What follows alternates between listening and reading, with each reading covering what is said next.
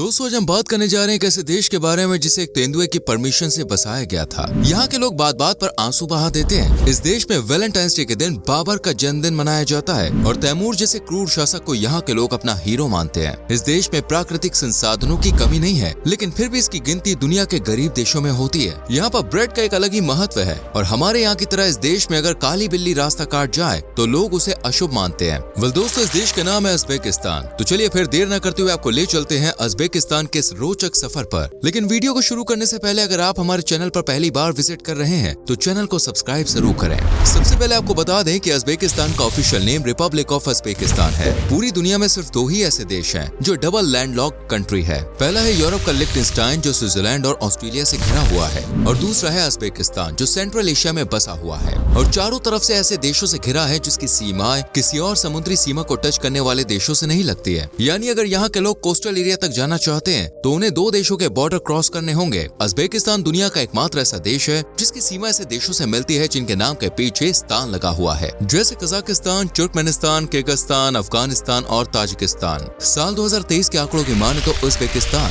3,51,63,944 लोगों का घर है और आबादी के मामले में यह दुनिया का 43वां सबसे बड़ा देश है, जबकि देश का टोटल लैंड एरिया है 4,48,978 स्क्वायर किलोमीटर और लैंड एरिया के हिसाब से दुनिया का 56वां सबसे बड़ा देश है। उज़्बेकिस्तान एक यंग कंट्री है जिसकी औसत उम्र सिर्फ अभी 27 साल है। धार्मिक नजरिए से देखें तो उज़्बेकिस्तान में मुस्लिम्स की संख्या सबसे ज्यादा है। यहाँ की टोटल आबादी 87% मुस्लिम्स है, जबकि 9% लोग क्रिश्चियन परंपराओं को फॉलो करते हैं। वहीं 4% लोग दूसरे धर्म से जुड़े हुए हैं। मुस्लिम्स में भी यहाँ सुन्नी समुदाय की संख्या सबसे ज्यादा है, लेकिन यहाँ के मुस्लिम्स की खास बात यह है कि ये धर्म निरपेक्ष होते हैं, यानी इन्हें किसी और धर्म से कोई आपत्ति नहीं है। ये खुद तो मस्त रहते ही हैं, साथ ही दूसरों को भी मस्त रहने की सलाह देते हैं। उज़्बेकिस्तान में आपको रशियन कल्चर का प्रभाव सबसे ज्यादा देखने को मिलेगा क्योंकि उनका यहाँ लंबे समय तक राजपाट चला है। देश की भाषा की बात करें तो यहाँ सबसे ज्यादा लोग उज़्बेक बोलते हुए नजर आते हैं और उज़्बेक ही इस देश की ऑफिशियल लैंग्वेज है, लेकिन उज़्बेक के अलावा यहाँ रशियन भी बोली जाती है। दोस्तों, उज़्बेकिस्तान की कैपिटल सिटी है ताशकेंट, जो कि देश का सबसे बड़ा खूबसूरत और आकर्षक शहर है। लेकिन क्या आप जानते हैं आज ये शहर जितना खूबसूरत है 1966 के अराउंड उतना ही तहस नहस था। दरअसल इस साल शहर को भयानक भूकंप ने घेर लिया था, जिस वजह से हजारों लोग बेघर हुए और अनगिनत बिल्डिंग्स, घर धराशायी हो गए। लेकिन एक बार फिर इस शहर को बसा लिया गया है। उज़्बेकिस्तान दुनिया के सबसे पुराने देशों में से एक है जिसकी उम्र रोम के बराबर की मानी जाती है। वैज्ञानिकों की माने तो इस बस्ती की उम्र लगभग 2750 साल से भी ज्यादा है। वैसे क्या आपको पता है कि उज़्बेकिस्तान का नाम उसे कैसे मिला? वेल, ये नाम इसे तैमूर के बेटे उज़्बेक के नाम पर मिला है। आपको यकीन नहीं होगा, लेकिन दोस्तों इस देश में तैमूर को हीरो की तरह माना जाता है। वो बात अलग है कि तैमूर ने करीब 2.5 करोड़ लोगों को मौत की नींद सुला दिया था। तैमूर असल में उज़्बेकिस्तान का ही रहने वाला था और उसी ने तैमूर राजवंश की स्थापना की थी, लेकिन जब वो चीन पर फतह हासिल करने निकला तो उसकी मौत हो गई। उज़्बेकिस्तान में तैमूर को हीरो मानकर उसका बर्थडे भी सेलिब्रेट किया जाता है। वैसे तैमूर ही नहीं बल्कि यहाँ तो दोस्तों बाबर को भी देवता की तरह पूजा जाता है और वैलेंटाइंस डे यानी कि 14 फरवरी को उसका जन्मदिन मनाया जाता है। और ऐसा साल 2012 से होता चला आ रहा है, जब उज़्बेकिस्तान की सरकार ने एक फरमान जारी कर वैलेंटाइंस डे को बैन कर दिया और इस दिन बाबर का जन्मदिन मनाने के लिए कहा। दोस्तों, क्या आप यकीन कर सकते हैं कि किसी देश की स्थापना की परमिशन एक तेंदुआ दे? सुनकर ही नामुमकिन लग रहा है ना, लेकिन उज़्बेकिस्तान के साथ ऐसा ही हुआ मेरे भाई। दरअसल दोस्तों उज़्बेकिस्तान एक पहाड़ी देश है जहाँ ऊंची ऊंची चोटियों की कमी नहीं है और इन्हीं पहाड़ियों के बीच रहते हैं सफेद फर वाले तेंदुए। सर्दियों के मौसम में उज़्बेकिस्तान के जितने भी पहाड़ी इलाके हैं वो भारी बारिश और बर्फबारी के चलते जम जाया करते हैं। कहानियों के मुताबिक एक बार जब इन्हीं में से एक शहर को बसाया जा रहा था तो एक दिन पहाड़ी तेंदुआ नीचे उतर के आया और उसने शहर को बसाने की परमिशन दे दी।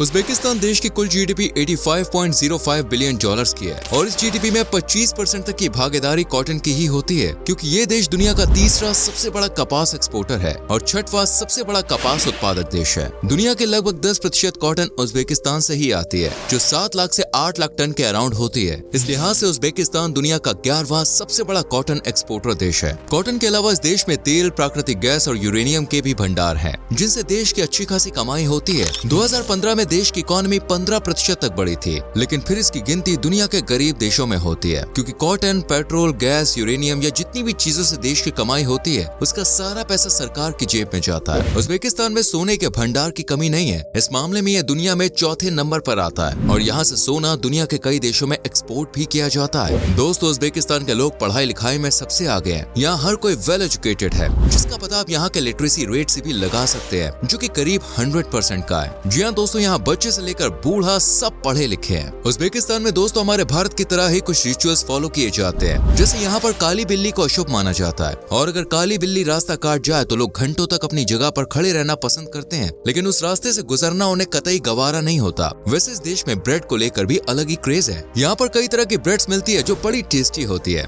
इनमें से दोस्तों एक ब्रेड लिपेश का ब्रेड है, जिसको लेकर लोगों के बीच एक अलग ही मान्यता है। दरअसल जैसे हमारे यहाँ जब कोई घर का सदस्य बाहर किसी अच्छे काम से जाता है तो हम उसे दही शक्कर खिलाकर बाहर भेजते हैं। इसी रिवाज को उज्बेकिस्तान में अलग ढंग से फॉलो किया जाता है। यहाँ पर अगर कोई बाहर जाता है ना तो उसे लिपेश का ब्रेड का एक टुकड़ा खिलाया जाता है और बाकी ब्रेड को घर में ही जमीन में गाड़ दिया जाता है जब तक कि वो बंदा वापस न लौटा है। इसके अलावा लिपेश का ब्रेड को कभी भी उल्टा या जमीन पे नहीं रखा जाता, फिर चाहे वो किसी बैग के अंदर ही क्यों ना हो। अगर आपने ऐसा किया या ब्रेड को उल्टा रखा तो इसे बुरी किस्मत और दुख दर्द की निशानी माना जाएगा। वैसे यहाँ पर ब्रेड को चाकू से काटने का रिवाज नहीं है, बल्कि उसे हाथ से तोड़कर टोकरी में डाला जाता है। इस देश में दोस्तों शेक हैंड का कल्चर पुरुषों तक ही सीमित है। सिर्फ आप किसी लड़की से हाथ मिलाते हैं तो आपको अच्छी नजर से नहीं देखा जाएगा, लेकिन महिलाओं का सम्मान करने के लिए या बातचीत शुरू करने के लिए पुरुष अपने दाहिने हाथ को अपने दिल पर रखकर सिर झुकाते हैं और उन्हें विश करते हैं। दोस्तों उज्बेकिस्तान में बड़े बुजुर्गों का बड़ा आदर किया जाता है। उनके पैर छूना, आशीर्वाद लेना ये यहाँ के संस्कार है। साथ ही यहाँ पर कोई भी बड़ों से ऊंची आवाज में बात नहीं कर सकता है। अगर किसी ने भी ऐसा किया ना तो उसे लोग की नाराजगी झेलनी पड़ सकती है। इस देश के लोग बड़े ही इमोशनल होते हैं क्योंकि ये हर बात को दिल से सोचते हैं और ये बात बात पर रोने भी लगते हैं। अगर कोई ऊंची आवाज में बात भी कर दे तो इनकी आंखों से आंसू छलक जाते हैं। अगर आप उज्बेकिस्तान में किसी से दोस्ती कर लेते हैं तो वो आपके लिए अपनी जान भी देने को तैयार हो जाता है। इससे ही आप अंदाजा लगा सकते हैं कि ये लोग कितने लॉयल होते हैं। अगर उज्बेकिस्तान में किसी भी घर में कोई मेहमान आ जाए तो ये लोग उसका सम्मान करने के लिए उसे एंट्री गेट से दूर खड़ा कर देते हैं। अब ये कैसा सम्मान है आप हमें कमेंट करके जरूर बताएं। उज्बेकियों के बीच दोस्तों वैसे खाने पीने का भी बड़ा शौक है। ये ईरानी, अरबी, भारतीय और रशियन फूड को बहुत ज्यादा पसंद करते हैं और खाने में मसाले तो भैया दिल खोल के डालते हैं। यहाँ की नेशनल डिश है दोस्तों पालो, जिसे प्लो नाम से भी जाना जाता है। इसे मटन, चावल, प्याज और कद्दूकस की हुई गाजर से तैयार किया जाता है और मसाले भी दोस्तों इसमें खूब मिलाए जाते हैं। इसका स्वाद वाकई में अलग और अद्भुत होता है। यहाँ के लोग का पसंदीदा सूप लेगमैन है, जिसे ये लोग बड़े चाव से पीते हैं। इसके अलावा ब्रेड भी ये लोग दिन भर खाने की हिम्मत रखते हैं। हम भारतीयों की तरह डाइट में चावल को शामिल करना इनकी भी आदत है, जिसे दिन दोपहर सुबह कभी भी खाते हुए नजर आ जाते हैं। खाने के अलावा यहाँ के लोग चाय के भी खूब शौकीन होते हैं और जब भी टाइम मिलता है तो चाय की चुस्कियां लेना शुरू कर देते हैं। वैसे इनकी हेल्थ का राज ग्रीन टी भी है, जिसे यहाँ पर उसी जोश से पिया जाता है जैसे हमारे यहाँ दूध वाली चाय को।